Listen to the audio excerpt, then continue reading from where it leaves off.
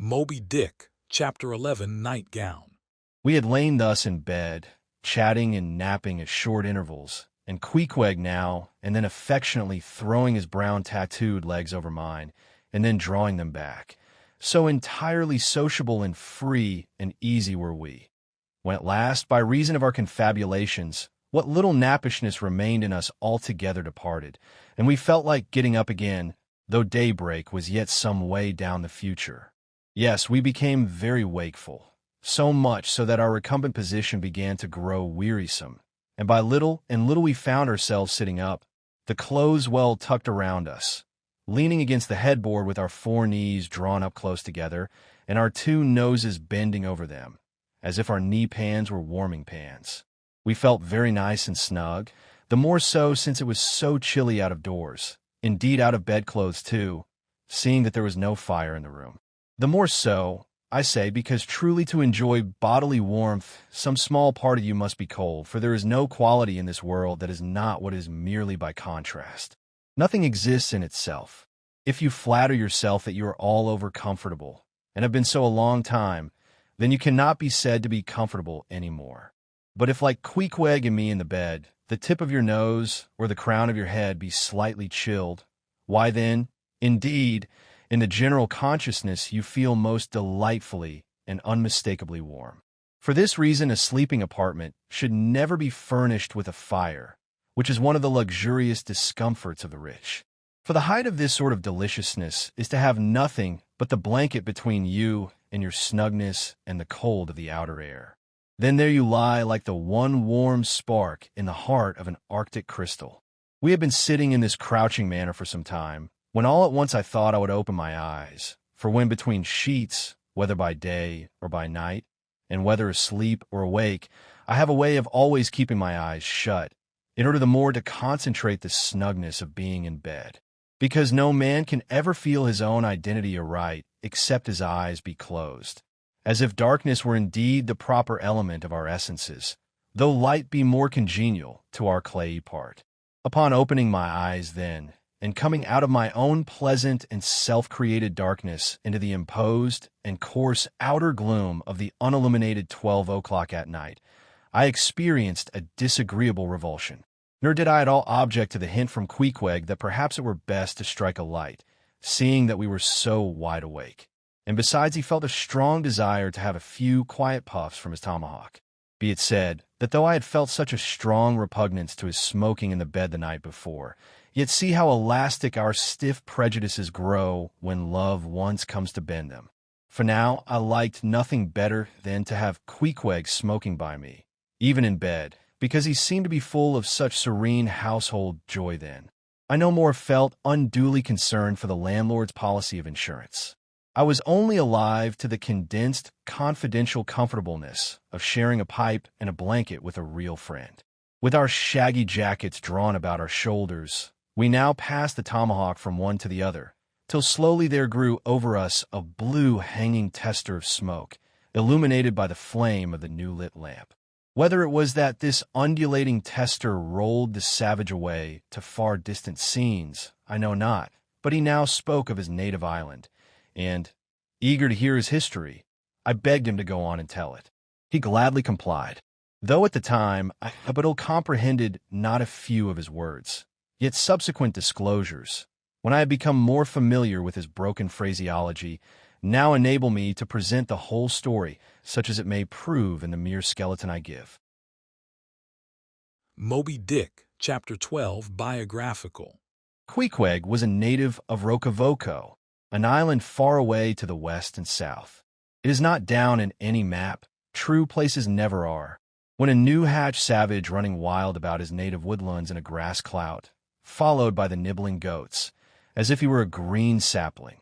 Even then, in Queequeg's ambitious soul, lurked a strong desire to see something more of Christendom than a specimen whaler or two. His father was a high chief, a king, his uncle a high priest, and on the maternal side he boasted aunts who were the wives of unconquerable warriors. There was excellent blood in his veins, royal stuff, though sadly vitiated, I fear, by the cannibal propensity he nourished in his untutored youth. A Sag Harbor ship visited his father's bay, and Queequeg sought a passage to Christian lands.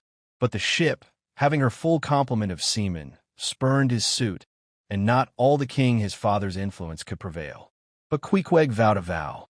Alone in his canoe, he paddled off to a distant strait, which he knew the ship must pass through when she quitted the island. On one side was a coral reef, on the other a low tongue of land, covered with mangrove thickets that grew out into the water. Hiding his canoe, still afloat, among these thickets, with its prow seaward, he sat down in the stern, paddle low in hand, and when the ship was gliding by, like a flash he darted out, gained her side, with one backward dash of his foot capsized, and sank his canoe, climbed up the chains, and throwing himself at full length upon the deck, grappled a ring bolt there, and swore not to let it go, though hacked in pieces. In vain the captain threatened to throw him overboard, suspended a cutlass over his naked wrists. Queequeg was the son of a king, and Queequeg budged not.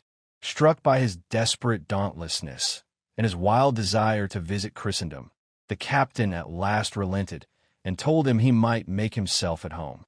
But this fine young savage, this sea prince of Wales, never saw the captain's cabin. They put him down among the sailors and made a whaleman of him. But like Tsar Peter, content to toil in the shipyards of foreign cities, Queequeg disdained no seeming ignominy, if thereby he might happily gain the power of enlightening his untutored countrymen. For at bottom, so he told me, he was actuated by a profound desire to learn among the Christians the arts whereby to make his people still happier than they were, and more than that, still better than they were. But alas, the practices of whalemen soon convinced him that even Christians could be both miserable and wicked, infinitely more so than all his father's heathens. Arrived at last in Old Sag Harbor, and seeing what the sailors did there, and then going on to Nantucket, and seeing how they spent their wages in that place also, poor Queequeg gave it up for lost. Thought he, it's a wicked world in all meridians, I'll die a pagan. And thus an old idolater at heart, he yet lived among these Christians, wore their clothes, and tried to talk their gibberish. Hence the queer ways about him, though now some time from home. By hints, I asked him whether he did not propose going back and having a coronation, since he might now consider his father dead and gone, he being very old and feeble at the last accounts. He answered no, not yet, and added that he was fearful Christianity, or rather Christians, had unfitted him for ascending the pure and undefiled throne of 30 pagan kings before him. But by and by, he said, he would return as soon as he felt himself baptized again. For the nonce, however, he proposed to sail about, and sow his wild oats in all 4 oceans. They had made a harpooneer of him, and that barbed iron was in lieu of a scepter now. I asked him what might be his immediate purpose, touching his future movements. He answered to go to sea again in his old vocation. Upon this, I told him that whaling was my own design, and informed him of my intention to sail out of Nantucket, as being the most promising port for an adventurous whaleman to embark from. He at once resolved to accompany me to that island, ship aboard the same vessel, get into the same watch, the same boat, the same mess with me, in short to share my every hap. With both my hands in his, boldly dip into the potluck of both worlds. To all this I joyously assented, for besides the affection I now felt for Queequeg, he was an experienced harpooneer, and as such could not fail to be of great usefulness to one who, like me, was wholly ignorant of the mysteries of whaling, though well acquainted with the sea, as known to merchant seamen. His story being ended with his pipe's last dying puff, Queequeg embraced me, pressed his forehead against mine, and blowing out the light, we rolled over from each other, this way and that, and very soon were sleeping.